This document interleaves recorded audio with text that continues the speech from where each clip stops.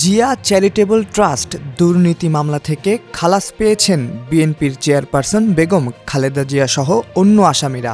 বুধবার ২৭ নভেম্বর বিচারপতি AKM আসাদুজ্জামান ও বিচারপতি সৈয়দ এনায়েত হোসেনের হাইকোর্ট বেঞ্চ তাদের মুক্তির আদেশ দেন। মামলার আইনজীবী জয়নুল আবেদিন বুধবার আদালত চত্বরে সাংবাদিকদের বলেন, আদালত আমাদের শুনেছেন, বলেছেন আপিলটি আমি লাইন বাই লাইন পড়েছি, এভিডেন্সগুলো দেখিয়েছি, আপনারা যা দিয়েছেন তার আইনগত ভিত্তি রয়েছে, আমি আপিলটি মঞ্জুর করলাম, অর্থাৎ গ্রহণ করলাম। এর আগে জিয়া চ্যারিটেবল ট্রাস্ট দুর্নীতি মামলায় বিএনপির চেয়ারপারসন বেগম খালেদা জিয়াকে ৭ বছরের দণ্ড দিয়েছিলেন আদালত। সেই সাজার বিরুদ্ধে খালেদা জিয়ার আপিল মঞ্জুর করে বুধবার খালাস দিল হাইকোর্ট। জিয়া চ্যারিটেবল ট্রাস্ট মামলায় ২০১৮ সালের ২৯ অক্টোবর রায় দেন বিচারিক আদালত। রায় খালেদা জিয়াকে ৭ বছরের কারাদণ্ড ও ১০ লাখ টাকা অর্থদণ্ড দেওয়া হয়। এই রায়ের বিরুদ্ধে একই বছরের ১৮ নভেম্বর হাইকোর্টে আপিল করেন খালেদা জিয়া। শুনানি নিয়ে ২০১৮ সালের ৩০ এপ্রিল হাইকোর্টের একটি দ্বৈত বেঞ্চ আপিল শুনানির জন্য গ্রহণ করে খালেদা জিয়ার ক্ষেত্রে